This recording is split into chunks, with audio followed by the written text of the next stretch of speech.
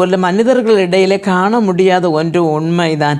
நாம் நம்பி ஒருவரிடம் ஒரு காரியத்தை சொன்னால் அல்லாமல் நாம் எதிர்பார்த்தால் அவர்கள் அதில் உண்மையாக இராததை இருப்பதை கண்டு முதல்ல உண்மையாக இருக்கிறவர்களைப் போல நமக்கு தோன்றும்.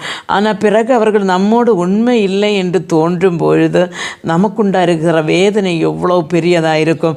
ஆண்டவர் சொல்லுகிறார், இந்த அழிந்து போகிற இந்த உலக காரியங்களான ஒருவேளை ஆஃபீஸ் ஒர்க்காக இருக்கலாம், குடும்பத்தில் உள்ள அன்புகளாக இருக்கலாம், மனைவி பிள்ளைகளிடத்தில் இருக்கிற அன்பு, புருஷன் பிள்ளைகளிடத்தில் இருக்கிற அன்பு, மக்களுக்கு தன்னுடைய தாய் தகப்பர் மேல் இருக்கிற அன்பு, அதே மாதிரி தான் தாய் தகப்பர் பிள்ளைகள் மேல் இருக்கிற அன்பு, இவைகள் ஒன்றும் உண்மை இல்லாவிட்டால் பரலோகத்தில் பரமபிதா ஏற்பிக்கிற காரியங்களை நம்மால் எப்படி செய்ய முடியும்? அருமையான தேவனுடைய பிள்ளைகளே, தேவனுடைய ராஜ்யத்தில் நாம் போக வேண்டுமானால் நாம் உண்மை உள்ளவராய் இருக்க வேண்டும் என்று தேவன் சொல்லுகிறார். நாம் இந்த